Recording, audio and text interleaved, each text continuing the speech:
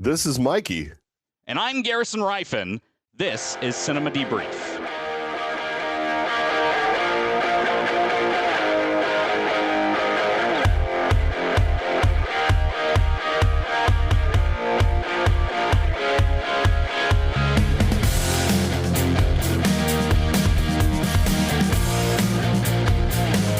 Welcome to Cinema Debrief. I'm Garrison Rifen, over here with my co-host Mikey. How are you doing tonight, Mikey?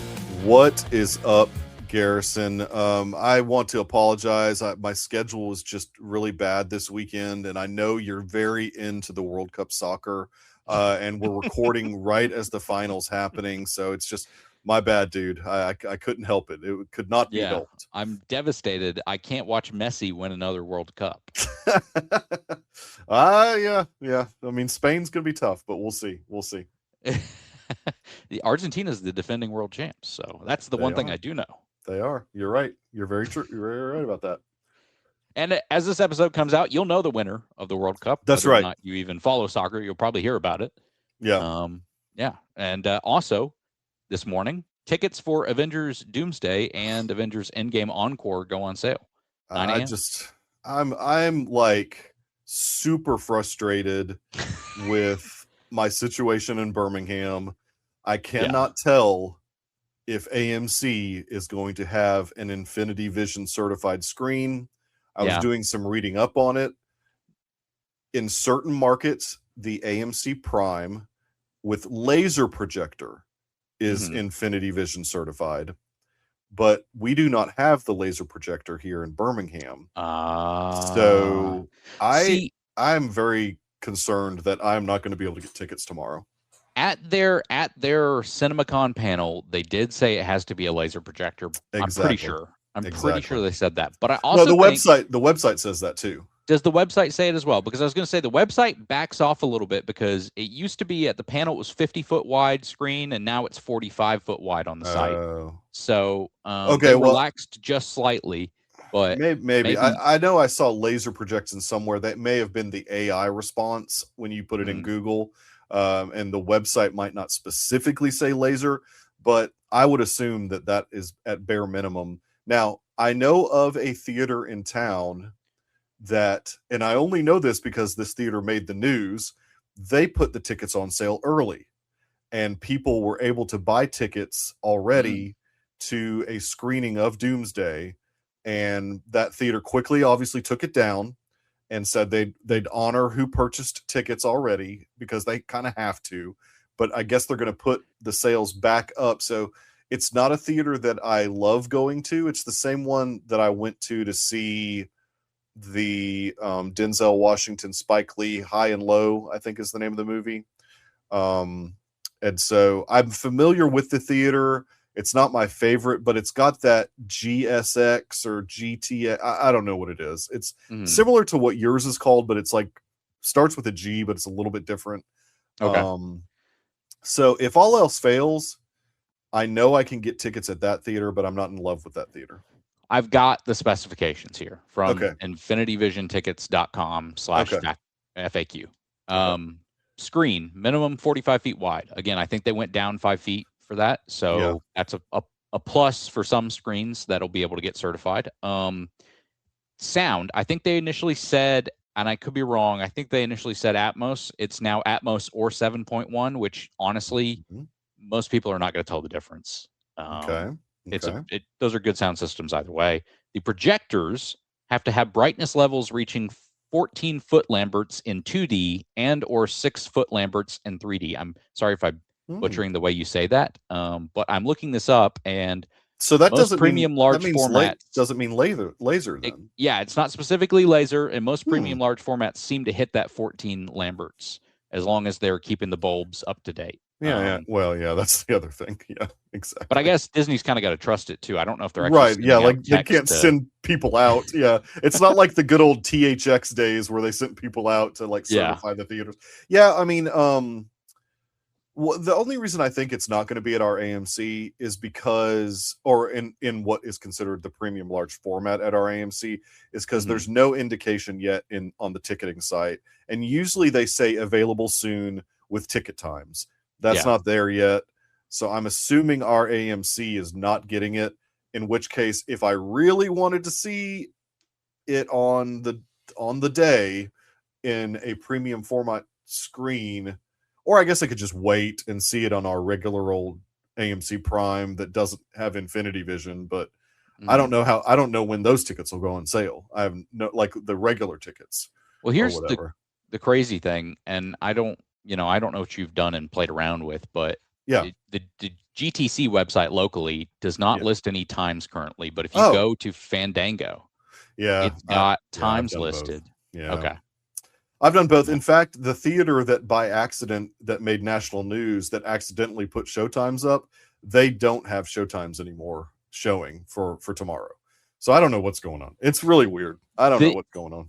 Only thing that's bothering me is that the tickets are supposed to drop tomorrow, and GTC on Fandango only has Friday through Wednesday. Oh, they don't have Thursday. Which means they don't have the Thursday showings currently scheduled. Weird. Which is the showing I want to be at. Yeah. It's the only showing my friend can make that night too, who goes with me to all these films. So, well, I mean, that's the other thing. We're going to be, I want to see both. I want to see Dune Part 3 and Doomsday on the same day. Oh, well, I'm not going to do same day.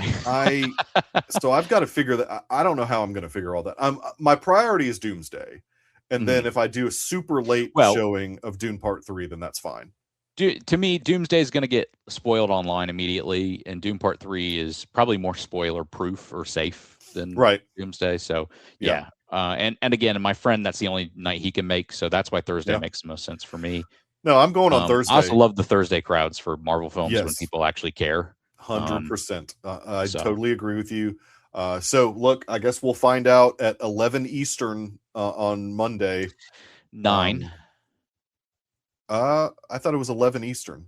Oh, I thought it was 9. Okay. I think it's 9 Pacific, 11 Eastern. Or no, it'd be 8 Pacific, 11 Eastern. But I don't know. That's what I saw. I'm not 100% sure. But yeah, which would be late.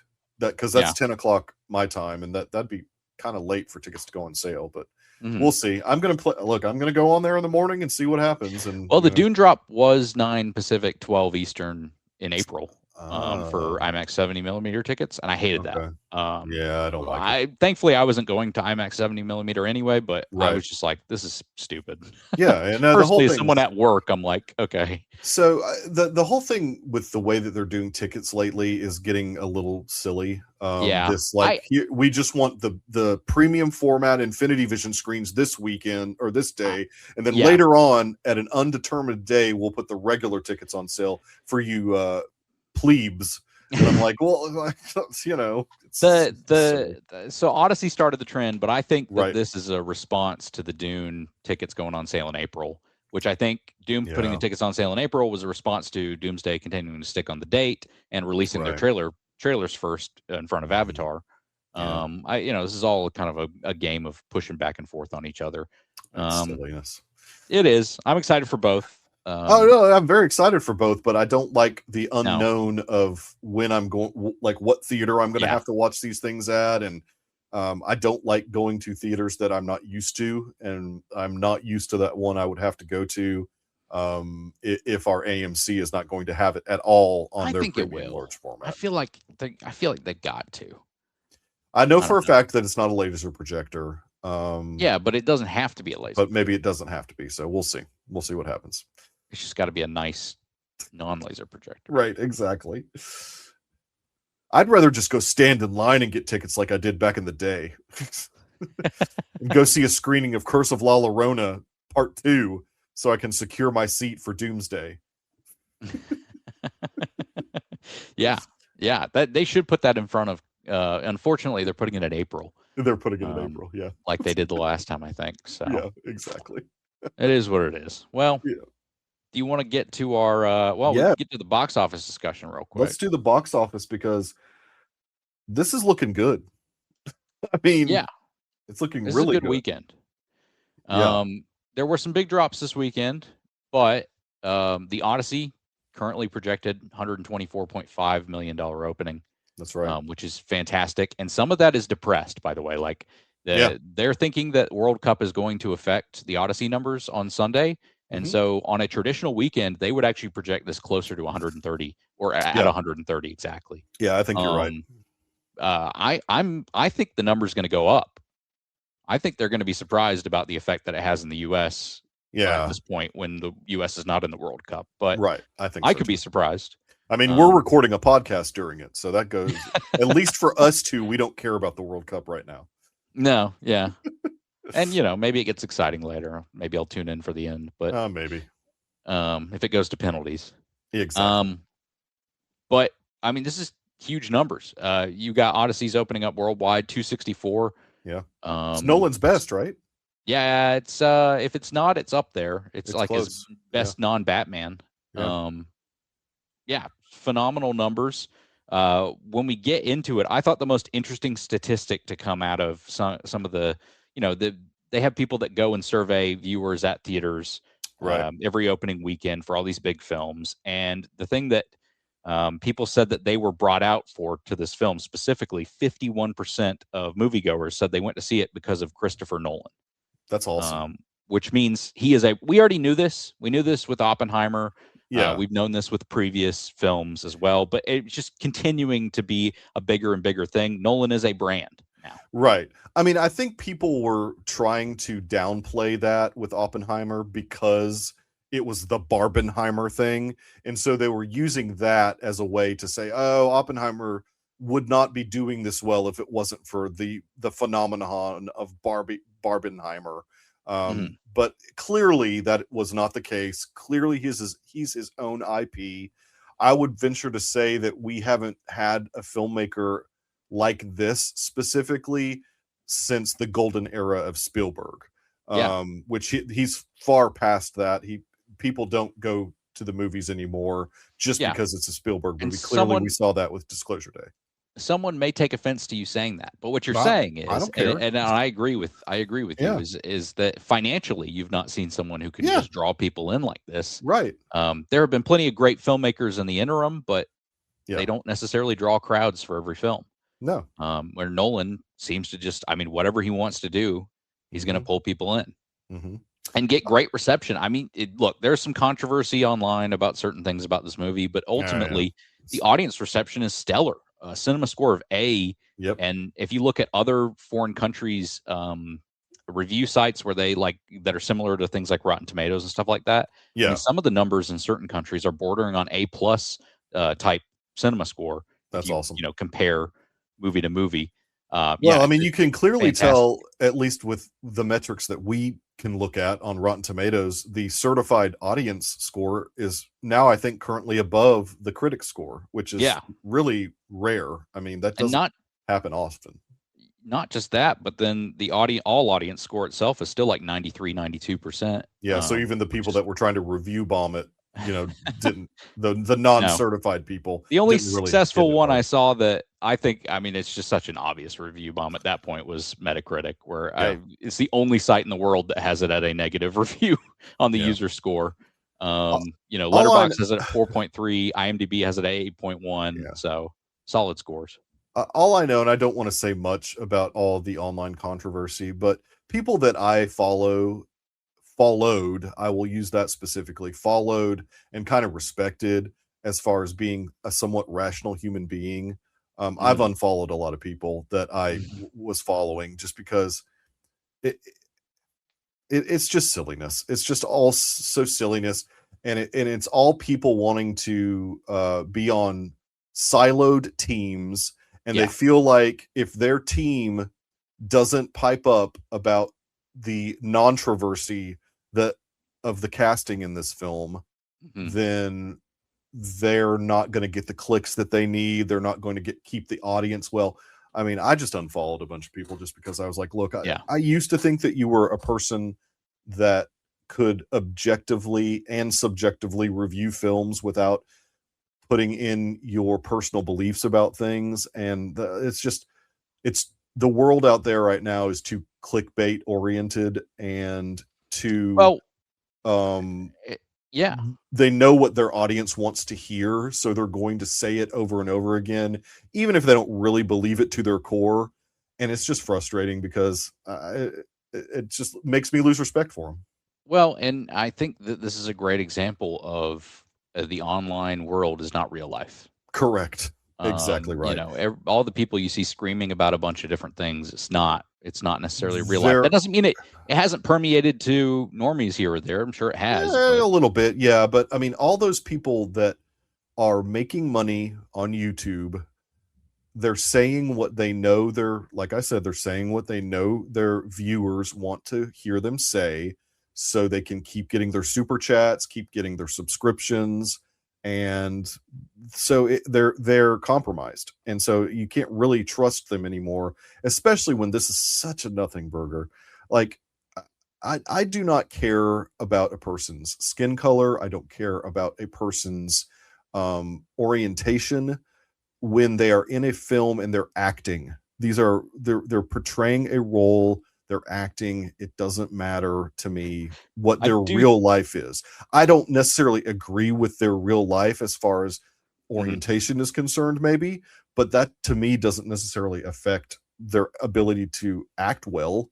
I do think it's funny that the controversy around Oppenheimer's so white. And, right. Yeah, it's like a complete opposite. Yeah, that's why it's so stupid and so ridiculous. Yeah, it is funny. Look, and I'm a Nolan mark, so I'm always down for whatever he's doing. Yeah. And I'm not going to say that I don't have issues with certain things here or there, but sure, we'll get to our review of the film. But don't let yourself not enjoy something that's, I think, a fantastic movie. That if you're choosing to not go see this movie because of something as silly as the casting of the film, then you're really missing out. I mean, you're just missing out on what is, within the last decade, one of the best films that has been released for the format, like the biggest screen you can see it on. I don't know. Well, again, we'll review it in a minute, but I mean, it's just, I don't know. It's just silliness.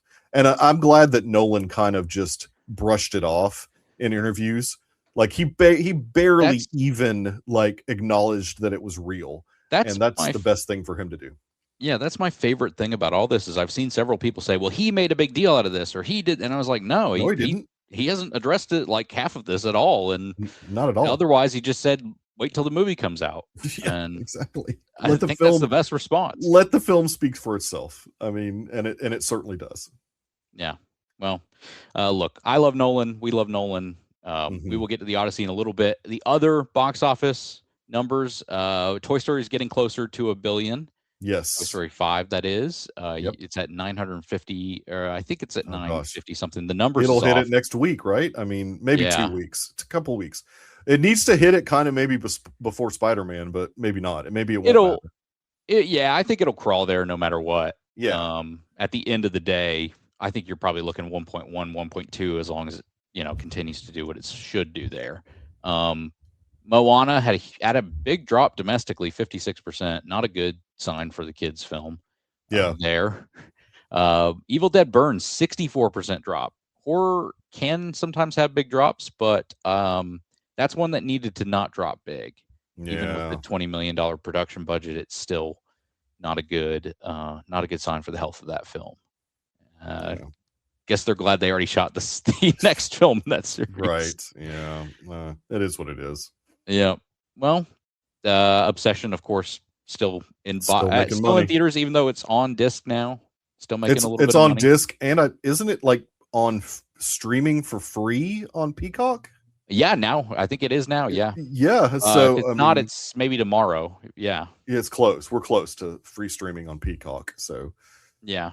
So all those people that subscribed to Peacock for the World Cup can now watch Obsession if they want to. No, it was the 17th, so it was Friday. Wow. Nice. Yeah. Usually streaming services drop stuff on Tuesday, so. Yeah, it was weird. I think they were just taking advantage of maybe the weekend or whatever. But yeah, I mean, there's still people going out there. Like, that's a movie that I still think about. Like, if I'm super bored and have nothing else to watch or do, like, think about going to see it again in the theaters. And that's rare for me to take the time to rewatch things. I usually just don't have the time to do that type of thing. It's a movie that initially made me feel awful to watch. And I mean that in a good way. It really gets to you, but you think about it and you think about it so much, you just kind of become a little bit obsessed with it. For lack of a better term. And I pushed myself to go see it again. And then I took a date to see it, and It's a fun date. Yeah. If I wasn't doing an MCU rewatch right now, I'd probably like have extra time, but I'm trying to actually get through this MCU rewatch by September. So yeah, I need to get on that myself because the and I think even encore... Dr. Earl's even doing it now. So we've inspired Dr. Earl to join us on the MCU rewatch. The Endgame Encore is coming September 25th. So the tickets for that are supposed to go on sale tomorrow also. Correct. But I have not seen any show times for it anywhere. It's like so weird. I know. We'll see what happens. It is supposed to go on live at the same time. Yeah. Most people are going to rush to get their Doomsday tickets. Right. That is what I will do as well if the Thursday night is available. Yeah. But Endgame Encore, I want to be there in theaters. I got some friends already committed to go with me. Yeah. I'm 100% going. I don't know that the theater is going to be packed, but there is going to be extra footage and a tie-in to Doomsday in some way, and I'm just interested to see what they do with that. And just enjoying the movie again on the big screen. Yeah, absolutely. Yeah. I don't think any of the extra footage is going to be really until the end of the film. Right. So that's my thought there, but I'm excited. I am too. It's an exciting time to get back into Marvel, I guess. Yeah, like look, I'm loving doing this rewatch. I'm seeing things that I don't remember seeing in the times that I've rewatched it. It's just been fun. That's always the fun part is either whether you realize it or not, either things you've forgotten that you've seen before or you're discovering for the first time. Either way, you're like, oh wow, yeah, those connections here or there. Yeah, I mean the Infinity Saga was just layered with all that stuff, and it is crazy to think that they winged like half of that stuff too. right. Yeah. I think a lot of movies are probably completely winged and we don't really see it, but I think if you hear the story of how a lot of these movies are made, they probably were completely just throwing caution to the wind and hope it works. All right, you want to get to spine number 29? Yes. Picnic at Hanging Rock, directed by Peter Weir, the great Australian Peter director. Weir. This is a story about a group of girls who go out to Hanging Rock for St. Valentine's Day. They're at an all-girls school in 1900s. I actually don't know what the location is. Is it supposed to be Australia? Yeah, okay. It's Australia. And there's like a French woman that's a teacher there. Yeah. There's a British woman. Like there's different nationalities that are teaching at the school, but it's in Australia. Yeah, I'd kind of forgotten whether or not it was Australia. They're taken.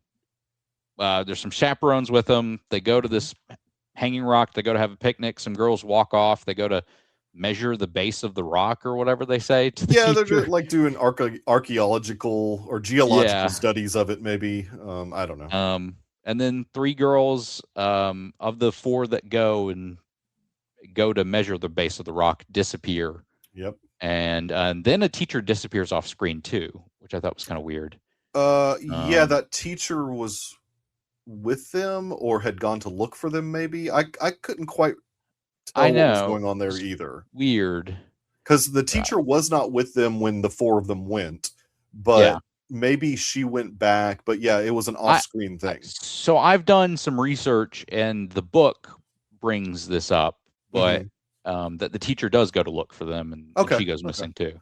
Yeah, it's just And I'll get into kind of the book's ending and the book's not released ending that's available on the internet as well. Interesting. Okay. That I'm honestly more interested in as a story than the story we get here. But this is a story it's largely almost like slice of life esque because there is a mystery.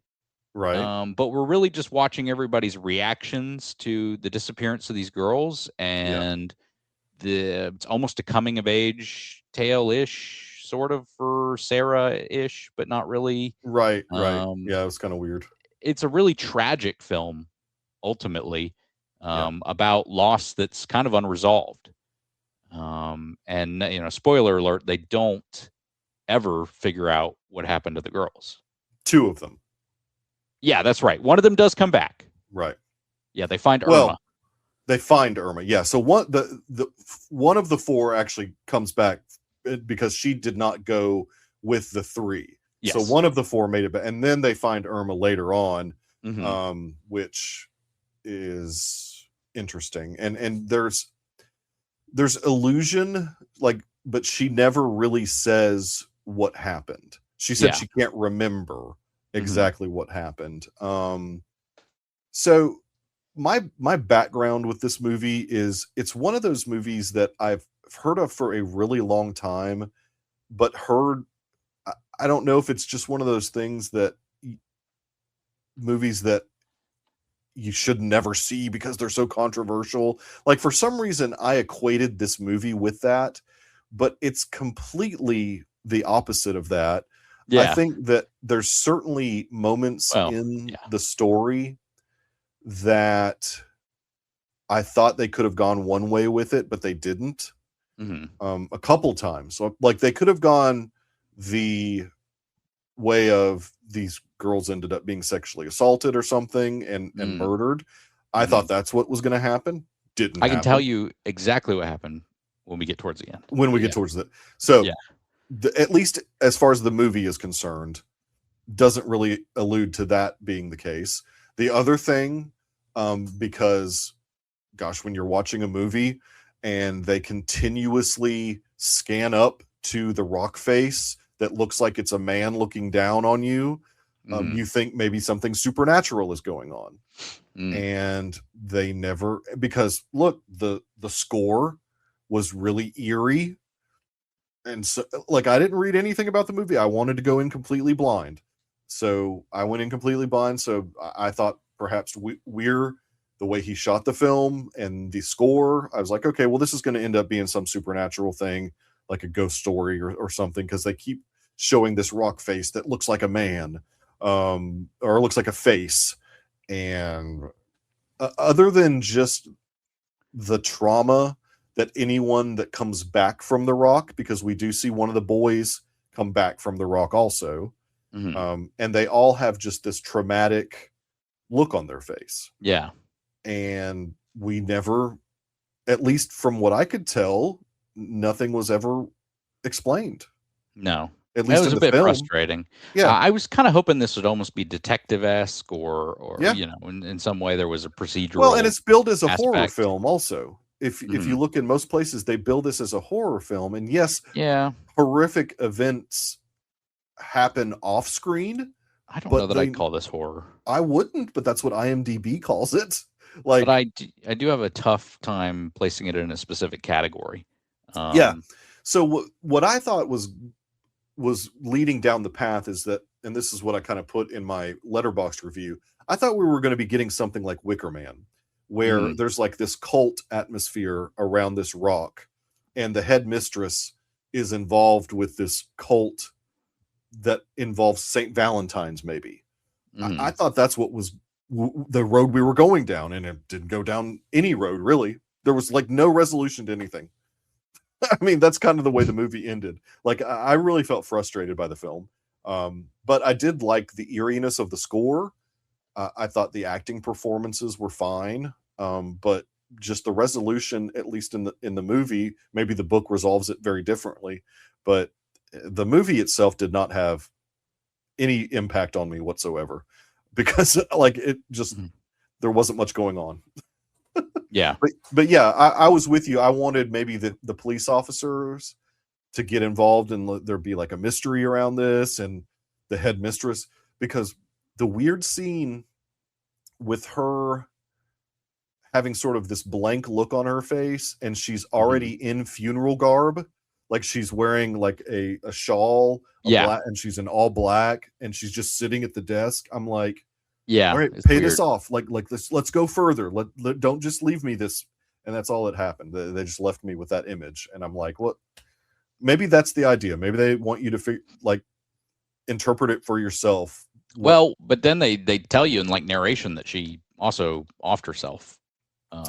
She ended up killing herself, which again, I'm like, does this mean she knows what's going on at Hanging Rock? Or I think she's just, I think she knows that she's about to be shut down after driving a kid to suicide, losing 3 kids, or losing 2 kids, but 2 kids. Exactly. And having a bunch of people not want to come back for the next year. Maybe it's as simple as that, but I really felt like it could have gone a different direction, like a more horrific direction, and it just didn't go that way. And I'm wondering like why all these years I didn't bother watching it, because I've heard about it forever, like as being some like I was going to ask you off air what you were talking about. No, I've heard that it was just like some important film that is edgy and interesting to be released when but it wasn't anything. It just wasn't. But so I'm interested to hear what I wish it was edgy, Mikey says. Yeah, I do. I wish there was something more to it. No, I get it. But maybe the book, like you said, you had something that you read about the book. But so the book is largely the same, is my understanding. That they don't figure out what happened with the girls, and they were never found. But when she originally wrote the book, the author Joan Lindsay, and this is on the Wikipedia page as well, but when she originally wrote the book, she had a final chapter that the editor told her to get rid of. Oh, and the final chapter explains what the girls witnessed. Because I guess I can't say that it explains what happens. Interesting. Says the chapter opens with Edith fleeing back to the picnic area while Miranda, Irma, and Marion push on. Each girl begins to experience dizziness and feels as if she's being pulled from the inside out, which I think must be kind of them starting to go up that rock. They seem kind of hypnotized and right, yeah, you know. Like that's why I felt like there was some supernatural thing going on. A woman suddenly appears climbing the rock, which we have to assume is McGraw, is what this is saying. The teacher that disappeared. The teacher that was looking for them. Shouting through, and she's in her underwear. Okay, that was mentioned. And then she faints. This woman is not referred to by name. Narrator suggests it's Mrs. McCraw. Miranda loosens the woman's corset to help revive her. Afterwards, the girls remove their own corsets and throw them off the cliff. Yeah. The recovered woman points out that the corsets appear to hover in midair as if stuck in time, and that they cast no shadows. She and the girls continue together. The girls then encounter what is described as a hole in space by which they physically enter a crack in the rock following a lizard. Yes. The unnamed woman disappears into the rock, so the teacher. Marion follows her, then Miranda, but when it's Irma's turn, a hanging rock slowly tilts and blocks the way. See that? Look, if they had actually done that in the movie, I think that would have made much better movie. Like to show all the because then it turns it into a supernatural thing, which if you're almost watching sci-fi. It's almost like a sci-fi supernatural thing. If you're watching the movie, that's the way Weir shoots it, and that's what the score alludes to. Like there's all these touchstones in the movie leading you to believe that something sci-fi, supernatural, and it just never gets to that moment. And it's kind of frustrating. I was just like really frustrated by what wasn't shown. The chapter ends with Irma tearing and beating at the gritty face of the boulder with her bare hands. The face of the boulder, which Weir does like so many shots of just the boulder face. So that's okay. Well, there you go. The deleted chapter of the book is better than everything that is shown. And according to this, the suspension of corsets and description of the hole in space suggests that the girls have encountered some sort of time warp. Which is compatible with Lindsay's fascination with an emphasis on clocks and time in the novel. Yeah, I'm down with all that. I'll be honest. I understand why the editor was like, leave some mystery, but at the same time, there's still tons of mystery if you leave that chapter in. Too much. There's it's like without that chapter, it's just like a nothing burger of a story. Yeah. I mean, look, we do obviously, lose two students of this school, but they're not dead. They're just outside of time and space, apparently. Which would have been awesome to show somehow on screen. But I mean, that would be an interesting thing to tackle in the 70s. There is a miniseries that was made within the last decade that maybe delves deeper, because usually with a miniseries, you're taking a bit more time to let the story unfold. Maybe the unreleased chapter is part of the miniseries. I don't know. I don't know if I want to spend my time watching the miniseries, but it's at least interesting because I think it's got a cast of at the time some up and comers. I don't know if they're doing any. Yeah, it's got Natalie Dormer in it. Yeah, Natalie Dormer. So and Samara Weaving is in it too. Well, there you go. I mean, look, I'm a Samara Weaving completist. Maybe that means I have to watch Picnic at Hanging Rock, the miniseries. Yeah. I think what it is. See if they did. Here's what I think it is as far as the why for so long I've heard about this movie. Mm-hmm. It's Peter Weir's close to first film. And Peter Weir does end up being a pretty famous director. He directed The Truman Show and a couple of other really big things. And it was an Australian film. And I think it was, I don't know if it was financially successful, but it certainly has a huge cult following, hence that it's in the Criterion collection. Mm-hmm. And so it's just one of those movies that you just hear about. I'd be interested to hear if Aussie Nate has ever seen it or if it was ever talked about in his circles as being like Australia's proud of the movie just because it went outside of their country. Like it got popular. It's not just a movie that stayed in the country. And I don't know. It's just one of those things I've always heard about the movie, but also it's like the telephone game. Like you hear about it for so long, you think maybe it's going to be something more than it actually is. Mm-hmm. And it just for me, it was not necessarily anything special. It's no Ken Russell's The Devils. Exactly. See, that's what I'm saying. It's no Ken Russell's The Devils. Exactly. So I don't know. I mean, I'm glad that I watched it. But yeah, because I can say I finally watched Picnic at Hanging Rock, but I don't know. It just was a little nothing for me. Young Jackie Weaver. It was cool seeing a young Jackie Weaver in it. Mm-hmm. So I've been taking a serious look at my collection and saying, what do I need and not need anymore? That's and probably when you don't need Rock. Yeah, I think I can throw in the pile of not needing. And look, the 4K, if you get it and it's a movie you love, the 4K is gorgeous. The colors. Yeah, I went and I looked at the Criterion stream and I looked at the 4K Blu-ray. Mm-hmm. The colors pop so much more on the 4K. I mean, it looks gorgeous on the disc. Beautiful. Yeah, on the disc. The stream is a little muted and it still looks good. It's just good. It did look good. I watched it on the Criterions. That's what I'm doing also. I'm trying to stick with watching the Criterion channel since I've got a subscription to that. I might as well use it instead of it's because it's on HBO Max also, but I wanted to watch the Criterion channel. And it looked great. I mean, if you've got a good TV, those 4K streams look good. That's the crazy thing is the 4K looked so much better. Oh, well, that's awesome. I didn't need that, but I went, wow. I mean, just the colors looked fantastic. And on top of obviously a 4K scan. So, well, cool. Well, we're doing this is the first episode 31. We're doing a first, which is we're going to actually have 2 off the shelf picks because there's not really anything major going wide this particular weekend because we're in between the Odyssey and Spider-Man. So there's a couple smaller films. I'm probably going to go catch one of them, but I think what we wanted to do is just continue down the road. This ends up being a bit more of a monumental week for me. I'm out of my laser discs. So I'm actually moving into my either DVD, Blu-ray, or 4K discs. And those are all numbered in order. So it's going to be a hodgepodge for me. Luckily, the first one I get to do is a 4K that I recently bought. Spine number, if you're keeping track of the spine number, it's spine number 57. So what that means is this was early in the run for Criterion, but it's had not only a DVD release, but it's probably also had a Blu-ray release at some point. And now it's got a 4K release, which I recently bought. And that's Charade, which I've never seen. So I'm very excited. I love that movie. I've never seen it. I'm super excited about watching it. It's got Cary Grant and Audrey Hepburn from 1963. And it's built as like a rom-com, I think.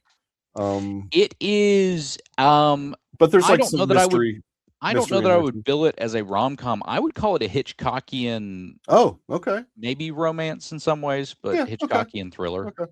Yeah, the description of it sounds great. So I'm super excited that I've made it to my discs. So now outside of the Laserdisc, I'm cheating a little bit, but not really. I had one more Laserdisc left, but it looked like it was a hodgepodge of episodic things put together to make a film. It was called Blood of a Poet. it looked weird from what I was reading on the back, that maybe it was more episodic and not necessarily a full narrative film, because it was saying like part 1, part 2, part 3, part 4. So I just am going to stay away from Blood of a Poet. I might watch it later, before I die or something. But I wanted to move on to the discs, because I'm excited. When I saw that this was the first one, I was like, yes, I've been wanting to watch Charade for a very long time. So super excited about watching that. And what is your off the shelf going to be, Garrison, since we're doubling up? I just want to say I do really love Charade. I would call it probably my favorite Hitchcock film that Hitchcock didn't make. Okay. It is awesome. Funny though. There's comedy as well. Okay. But it's got kind of just very Hitchcock plot to me. Nice. I'm picking Spy number 190. Okay. This is streaming on Criterion Channel and HBO Max. Awesome. This is Akira Kurosawa's Throne of Blood. Oh. Which is his Macbeth adaptation. Oh, awesome. Throne of Blood. Oh, I forgot to mention Charade is on Amazon Prime. That's and like a couple of it's on Tubi and a couple other things, but I'm the owner of the Plebeian Blu-ray. Yeah, how dare you? So that's exciting. What Throne of Blood? That's cool. I've heard about the movie obviously for a long time, and looking forward to watching it. It of course stars Toshiro Mifune as of course he's in all of or in a lot of Kurosawa. He's in most of them, most of them, yeah. Throne of Blood, sweet. Okay, so that absolves our listener, the ones that are like the diehards that are keeping track of and watching everything that we have been watching. That absolves you from necessarily having to see something in theaters this particular weekend. Although Motor City is coming out, Her Private Hell, which is Nicholas Winding Refn's new film, is coming out, but I don't think either of those are going to be completely wide releases. So that's kind of why we were choosing to just do 2 off-the-shelf picks. And both of our off-the-shelf picks are easily available if you've got subscription, or if you don't have subscriptions to anything, you can watch them on at least Charade. You can watch it on Tubi. So there's that too. I'm sure it's a horrible like 2K. If even that, I mean, 1080p maybe. I don't know. I don't know what it'd be. 2K 1080p is not bad. That's how I'm going to be watching. That's true. That's true. You're right. It's disgusting if you have to watch it that way. No, I'm just kidding. All right. Do you want to talk about the new Christopher Nolan epic? Let us talk Odyssey. About it. Yeah. I definitely want to talk about it. I am a Christopher Nolan mark, obviously, so I'm always going to be a bit biased. But I saw this, and I always see his films on a standard theater first, because the IMAX is, at the end of the day, it's an added thing. It's not the film itself. The film will be shown on televisions and streaming services in widescreen format in the same way I saw it in the future. But I still am going to make a trip up to Pooler at some point to check out the full frame. The world's tallest IMAX. Yes, exactly. In Pooler, Georgia. I've got a tentative date set with a friend to go drive up there, and nice. We'll see if we can get it done. So, I got to tell you, of course, I love this film. I was a little worried at the beginning, just a little bit, because there's just so much cutting happening at the beginning of the film. Just like back and forth about that. So a dude that I respect as a guy that knows film was didn't go to the movie with us, but he happened to be there, and so we were talking to him after the movie.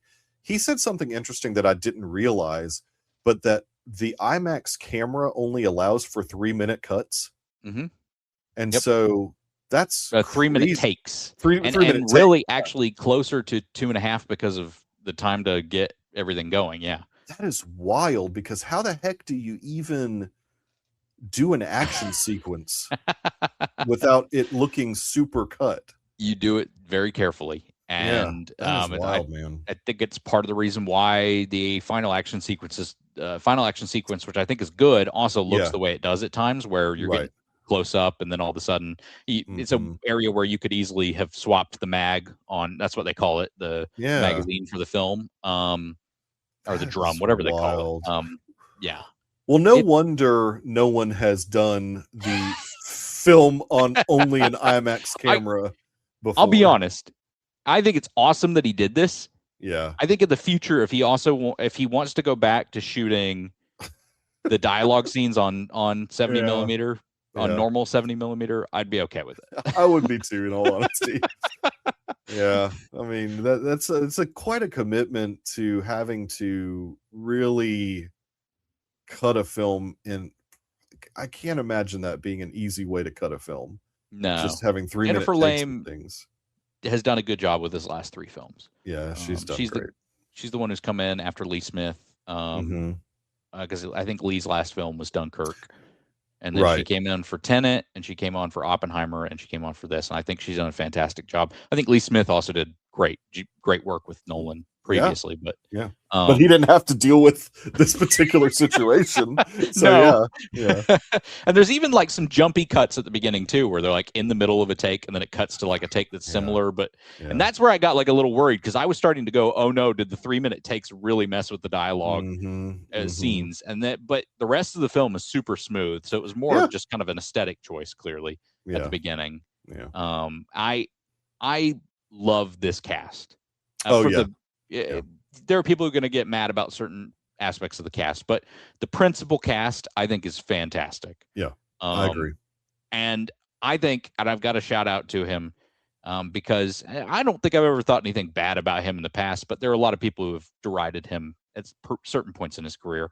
I think Robert Pattinson may steal this movie. I think so too. I agree with you. I totally agree with you. I think that he is probably, for me, the highlight of the film.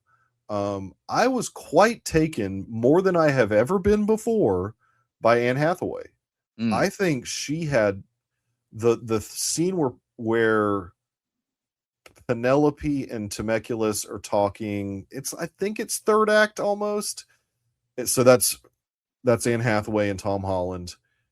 She just really delivers something special in that scene, where I got a little misty-eyed, just not because of the content of the scene, but just how talented she is in that particular scene. I was like edge of my seat listening to every word she was saying. And it is the scene that I doubt was in the original text. Maybe it was, but I doubt it. I've never read the Odyssey, or at least I think I read it in like 9th grade, and I can't really remember anything about it. But where she's like, do you doubt me because I'm a woman? I think that was probably not really there, but maybe it was. I don't know. Well, yeah, I mean, it's not, sort of what she said. Yeah. In so many words. Yeah. She said there's a lot around that, but I mean, that's what the sentiment was, at least. But it's in that particular scene that I thought she did some of the best work I've ever seen, because I've sort of never really loved her stuff. The fact that she won an Oscar for her Les Mis performance is really lame to me, but look, and she's like in 5 or 6 movies this year, and it's crazy, and it just happened to end up that way. It's not anything that she did on purpose. Sometimes they hold movies and release them the next year when they're supposed to come out the previous year. I mean, it just is what it is. But I thought Pattinson was great. I thought Hathaway was great. I really thought Hamish Patel. I don't know exactly how to say his first name. I think it's I don't know. It's weird. He was fantastic. I really was impressed by everything he was doing too. And then of course Samantha Morton as Cersei, which very different than the original text. Cersei was supposed to be this young, beautiful woman in the original text that actually has relations with Odysseus. In this, they went a different way, and I think the choices they made in this really were impactful. I mean, her being like, well, it's not a spoiler to say Cersei's a witch. I mean, if you know, it's a 2,000-year-old text or whatever, but she's like a witch or whatever, and the practical effects that they used in the scene, good grief, just so good. Yeah. The practical effects were awesome, and Patel was talking about that in an interview the other day, where I think he was just talking about how that scene was fully practical, and that he couldn't believe it, but it is, and I have a feeling at how they did that, where they were kind of swapping certain things here or there, and obviously with the 3-minute mag, you can also swap some things, in between takes here or there, but it's, I mean, it is maybe the grossest sequence in a Nolan film. Big time, and it's that's close to horror, I would say. He wants to do a horror film, I think. Yeah. I think this is him, like, testing the waters. Maybe. He said, so I saw someone ask him, like, why haven't you done a horror film, or would you want to do a horror film? And he's like, it's just got to be an idea that, like, speaks to me and that I have. And of course, obviously he's just never had one that he really thinks works. But in this, he's got a couple of sequences with Cersei, and you've also got I think the Cyclops sequence is also a little bit horrific as well, especially when it gets really dark. Well, and then the underworld is like a little horrific, that sequence as well. This is a really bleak movie for about 2/3 of it. But it kind of has to be, because this is a guy who is not able to get home for 20 years, and every time he lands on a beach, something bad happens. That's right. That's right. And it has to be that way. It has to be bleak. You're right. In the text, I'm sure that he's a little more cocky or and excited when he gets to some of these places, but it's going to beat down on you eventually.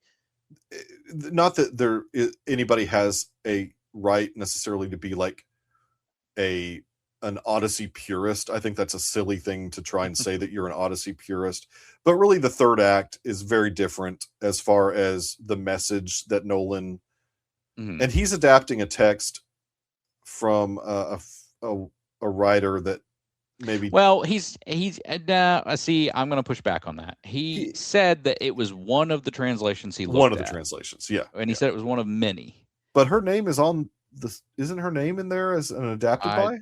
I don't know. I don't think so. I thought it was. But anyways, that. So just the message that he's trying to say about the horrors of war.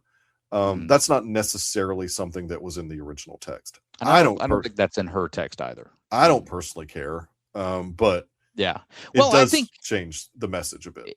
If you want to go specifically to the Trojan War, I think I can understand how, yes, the story did not go there, but I can understand how you would say a guy would start to feel regret about sacking Troy when this war was largely about a woman. Right. This wasn't about a really complex real war that was happening. This was largely about a woman, and it's a kind of a silly war at the end of the day. Maybe all wars are silly. I don't know. And some, maybe you can make that argument, but but in this case, I can understand, maybe not in the moment as much, but usually people start to think about that years down the line. A lot of the Greatest Generation started to regret. Certainly, 100%. Look, I'm not saying that it's a poor story choice to do that. I think it works really well for the way that Nolan portrays the story. I think it makes a lot of sense. The way he outlines everything.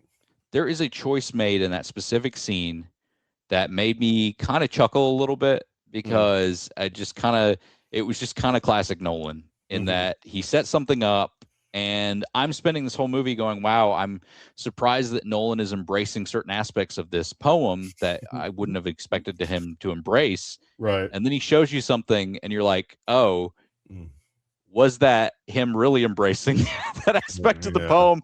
Exactly. Or was that something that he was just seeing? It was fascinating. I don't want to spoil that aspect of the film. I will say, for me at least, and like I haven't done a rewatch of a lot of his stuff, but I think this is the best ending of any of his films, in my opinion. I mean, I think that he sticks the landing in a way that leaves the viewer feeling some hope, and that can sometimes be rare for him. Yeah. So I think it worked well. I think it worked really well. Well, and I think his Batman films do that, but otherwise, I get what you're saying. Yeah, you. I was glad that Matt Damon got to reprise his role as Jason Bourne, Yes. a guy who doesn't know who he is. Yeah, And then I think the final hour, that little sequence, is so Bourne-esque to me. From the fight scene to the camera work on the fight scene is very like green grass on. But it sounds like it's by necessity, though. If you're only getting 3-minute takes, I mean, it's almost by necessity that he has to cut it that way. It's crazy that they're doing handy cam with an IMAX camera, because I know that, and I've seen the videos of Hoyt's the cinematographer, just amazing with the thing on his shoulder, and it's like, that's hundreds of pounds. It's just amazing. Like technically speaking, it's just absolutely amazing. I mean, I was just blown away. Now, I saw it in our local LIMAX, so I don't even know what the aspect ratio is on the. It's 190 to 1. Oh, 190 to 1 or something. Okay. Yeah. So we had the mega screen the whole time, which was the first time I'd ever seen any film with the mega screen the whole time. So it was like top to bottom, every inch of the screen covered. There was no. Mikey, I have to call you a liar. What's that? Infinity War and Endgame did the 190 the whole time. Yep. Really? Yep. Mm-hmm. See, I don't first films to do it. I don't recall that, but they weren't shot that way. They were. Huh. Okay. That's why you can watch them on Disney Plus now, fully through. Oh, that's why. Okay, but I didn't realize it was the whole film. That's awesome. Okay. Mm-hmm. Anyways, it's the first time I remember it. I obviously don't remember Infinity. I obviously don't remember Infinity War and Endgame doing that. And I saw those movies in this theater, same exact theater. That's the only one we've got. So I was blown away by the look of it. I thought it looked really great. The only thing, and I hate to say this because I love Ludwig Göransson, I think that his work is amazing. I was a bit taken out by how loud some of it was. Okay. Yeah. It just like, I've never had to like cover my ears before while seeing a movie. And there was a couple times I had to do that in this movie. The movie's loud. Just in general. The Cyclops scene is holy cow. Gosh, it's so loud. Maybe the loudest scene I've ever heard. And sometimes because of how loud the scene is, it seems like they were trying to pump the score up even more. I mean, so it was a little loud at times. My issue with Göransson's score is not the loudness for me. It was just the lack of an epic score. Yeah, it was still non-traditional. I know that Nolan came to him and said, let's use instruments from the time, and it's not going to be a score that's in. I mean, he specifically was like, we're not going to do a big bombastic score. Right. But I don't know. I really think a big bombastic score from Göransson is something I kind of really want with the Odyssey. Yeah, I'd like to see if he could pull that off. I mean, I guess he's done that before. I guess the Black Panther scores. I mean, he does use a lot of like African instruments, but still, those are more traditional scores. I mean, Oppenheimer's a more and Oppenheimer. He was definitely experimenting with some things in this. So I know that Nolan likes him because look, he came to him for Tenet and said, let's do this thing where we do backwards and forwards music and recording instruments. They had to record them like one by one just to get it like layered right, because even with COVID recordings too, there was some stuff going on. If you want the weird, you go to Göransson because he's always up for it. He's up for like experimentation, which it is. They brought in some like flute that existed during the Greek period apparently, and and like used a replica of it on the soundtrack, and there's some good work on the score. No, I'm just like overall I liked it. And especially the bow plucking stuff. I really love that integrated into the score. That was cool. But I just wanted a little more. I don't, just orchestral music personally, but that's me. I mean, I totally agree that for the most part it worked. There was just some parts, and it may have been more the sound mix rather than the score itself that there was just some really loud stuff. I mean, it was like you'll have to. I know maybe the theater that when you go see it in Polar, I'll be interested to hear if you feel the same way. The theater here, I mean, when good grief, when the Cyclops was moving, I mean, the theater was shaking. I mean, it's crazy. Yeah, and then I think that the other part that I felt like maybe went over the top a little bit was when what I'll call the Poseidon's Wrath scene, where that was just so loud too. Like the it's ocean. loud. Oh my Lord, it is hard to watch because they're flashbanging you. Yeah. Which I saw the filming of that scene being filmed on the internet a year ago.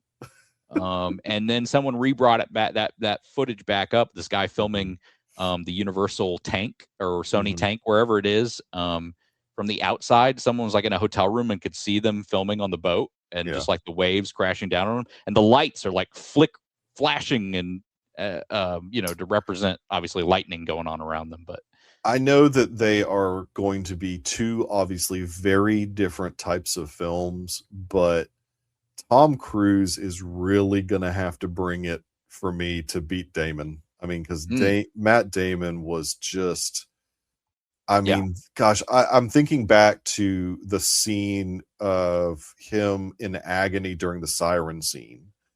Just like and obviously we're not hearing much because we're supposed to be like everybody on the ship with the wax in our ears. I like the sound design there. Yeah, that was fantastic. And just to see the agony on his face during that scene, like his work in this movie, if he doesn't win Best Actor, I will be really shocked, in all honesty, because then that would have to mean that Tom Cruise in Digger is like the best work he's ever done in his whole career. And I don't imagine that that's the type of movie where he's going to maybe get to do that type of thing. It certainly seems more satire-esque than what maybe would allow for him to show us some, like, I honestly think my favorite Tom Cruise performance is probably Magnolia, just as far as acting and the type of stuff that he gets to do in that, because he gets to have some really dramatic emotional scenes in that. And Digger just doesn't seem like that type of movie. If we're going to be honest, he should have won already for Jerry Maguire. But, well, look, there's argument to be made. In all honesty, there is. I mean, there's argument to be made. But yeah, I really would love to see, and I hate to say it in a year because I want to see Tom get his Best Acting award too. But look, right now for me, Matt Damon is it. I mean, and I think you've got three legitimate supporting actors in this. One of which I think will not get as much because he doesn't have as much to work with, and that to me is Tom Holland. I don't think he's got enough of an emotional. There's a great scene at the end, but I do think he's giving a great performance. He is giving a good performance, but like you said, he's not getting the meaty stuff to do like Pattinson is. That's exactly. So I was going to go. Pattinson and Leguizamo are the two that I think have the biggest chance. And when he's in scenes with them, they're getting all the over the top stuff to do where he's having to pare it back. And look, there's argument to be said that it takes just as much skill to pare it back when you're the actor that you're working with gets but people don't notice that. But nobody notices that. And so it will be tough. I mean, I think that he does a good job, and I hate it that I'm hearing a lot of people as they're releasing their comments about the movies and stuff about the movie on stuff on YouTube, saying that he's the weakest in the film. I don't know about that. No. I think that I don't agree. I think there's one clear weak point, unfortunately. Yeah. We don't need to touch on it, but like just acting, clear weak point. And no, I agree. I thought Bernthal, even though he was only in a couple scenes, he did great. Yeah, he was he was just playing to his strength. He was playing to his strength. He was more the cocky, like type of guy, which is what Bernthal is known for. I thought Lupita did fine. Yeah. She wasn't in the movie that much, in all honesty.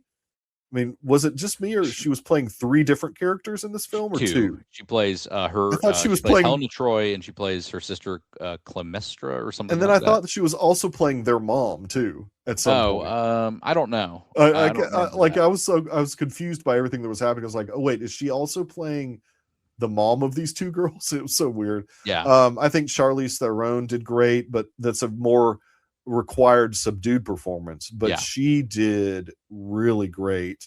I'm glad that Nolan, and I don't think he would ever do this, but I'm glad that he didn't show any of the relations, because there's a lot of it in the original text. Yeah. because he's with Calypso for 20 years. So, well, 7. But seven. Yeah, I'm sorry, 7 years. Yeah, it's 20 for the total journey. 20 for the total journey. But yeah, he's with Calypso for a long time.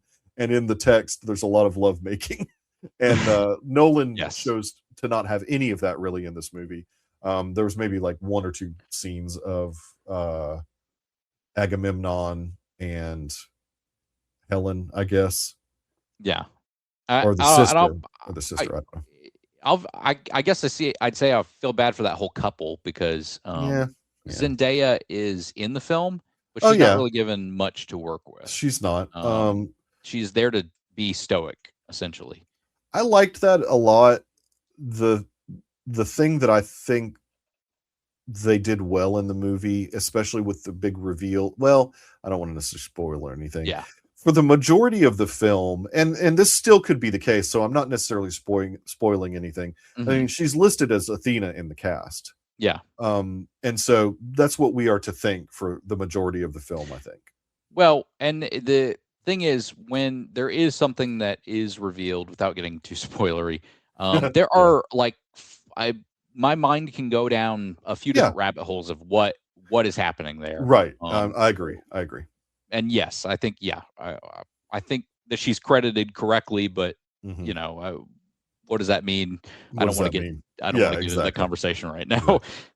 Give time for people to watch. The guy that I thought the whole time, and I kept telling, I went and saw it with Rhett and Dr. Earl, and I kept telling him and like assuredly telling him that it was the guy from Shogun. It's not the guy from Shogun that's in the weapons guy. That was throwing all the weapons down. It Logan was Marshall supposed to be Green. It was. That's what I was confused about. He had to drop out for scheduling conflicts, and so they hired the guy that looks very much like him, which is Logan Marshall Green. They hired a Tom Hardy guy originally, Tom Hardy lookalike, and then they hired the other Tom Hardy lookalike. Yeah, the other one. And so I think that's why I was so confused, because I do remember reading originally that Roscoe, I can't remember the actors, Cosmo Jarvis, I'm sorry, was Cosmo supposed to be in the scene. He was. But he dropped out, so. Yep. Anyways, I apologize to Rhett and Dr. Earl that I was saying that was Cosmo Jarvis the whole time. It's not him. It's a guy that kind of looks like him. It's a guy that looks very much like him. It's a guy that is the worst part of, close to the worst part of Marshals, which is the Yellowstone spinoff. He is not good in that show, but it's also because the writing in that show is so horrible, so he's not given anything good to work with. I thought he was good in Upgrade. The Lee Winnell film from a few years back, but I don't know that I've seen him in much else. Was it The Invitation? I think he was also in. Okay, I don't think I've ever he's good in The Invitation as well. So yeah. Overall, I gave it 4.5 out of 5. It didn't quite get to, but last week, and I'm still in the same boat. Like, I don't know what a 5-star film is, so I don't know. I mean, for me, I very rarely give out 5 stars. This is just my personal preference, but if you go to my Letterboxd page, you can see the amount of times I've done that. I have seen over 2,000 films in my life. I've given 26 5 stars. I think that I'm probably a little too. I've given out 10 half stars in my time. So you've got to be really bad or really good to get those, and I mean really on those sides. Yeah, I mean I don't know. I'm a bit hypocritical because I did give Toy Story 5 stars, but I don't really think it's a 5-star movie. So, but I don't want to go in and change it. So I don't know. I'm too lazy to go back in and change it. But I did really like Toy Story 5, but maybe it's not actually a 5-star film. I don't know. I think for me, I think Project Hail Mary is still probably my number 1 film of the year. Okay. But this is definitely in my top 5 for sure.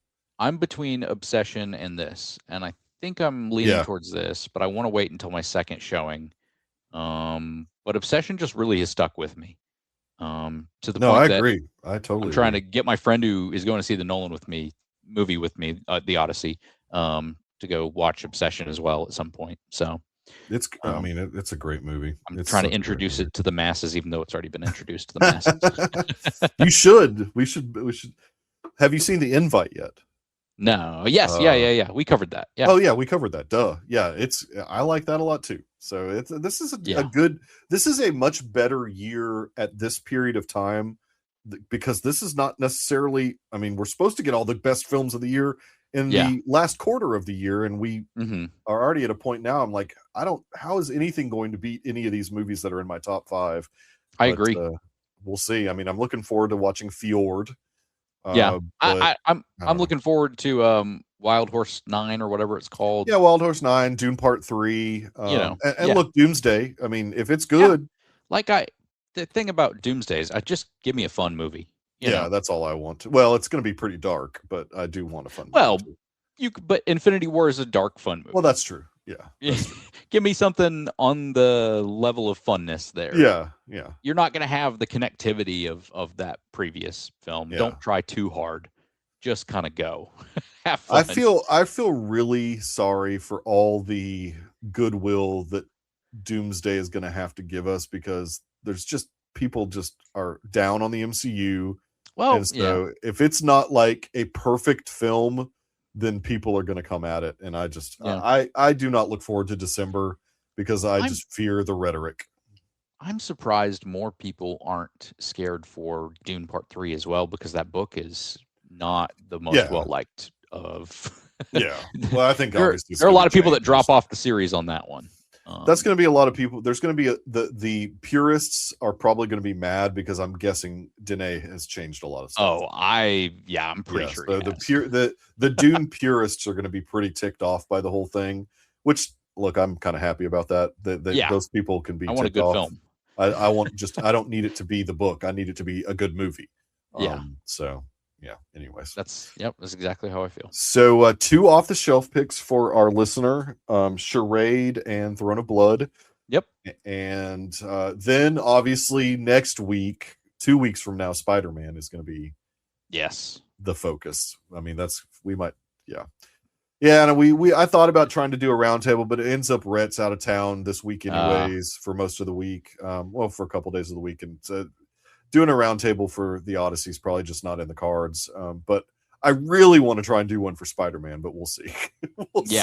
I never want to make that promise. Spidey should be the one that if we can get it together, we need to try. Yeah, exactly. Sure. Because that movie, I hope, is going to stick the landing. I mean, whether it's good or bad, it's going to be huge. It's going to make so much money. Yeah, it's in its opening at least, and if it's good, it's going to continue on. So I'm excited. I like Destin Daniel Cretton. You look at his filmography; he just makes good films. I think Feige likes him a lot too, obviously. Yeah, and I the sad thing about him making a great Spider-Man movie, if he does, is that we probably never get him directing Shang-Chi 2. Yeah, which I kind of have wanted to see for a while now. I just enjoy that kung fu martial arts being brought in, but I'm happy if he makes a great Spider-Man, if he continues on doing a whole Spider-Man trilogy with Tom. Yeah, why not? I mean, if Tom's up for it, then why not? Yeah. Well, where can people find you on the internet, Mikey? Yes, I am on X at the Michael Nip, and then I'm also on Letterboxd by my name. You can look me up and find me there. But mostly, I spend most of my social media time in our Discord, which I will let Garrison tell you more about. You can find me at GRyfun3, GRYFUN3 on Twitter. You could find me on Letterboxd at GRyfun, GRYFUN. You can find us at Cinema Debrief on Instagram and Twitter. And you can email us at cinemadebriefpod@gmail.com for access to the Discord, or if you just want to send us in a letter about your thoughts on the films that have come out recently or other stuff that we've covered. We'd love to hear from you, and we'd love for you to join the Discord and join the group. Right now, you can listen to Rhett or read Rhett going through his travel, his plane ride over to wherever he's going. Very entertaining, a lot of fun. So we hope to catch you there soon, and we'll see you guys next week with Charade and Throne of Blood.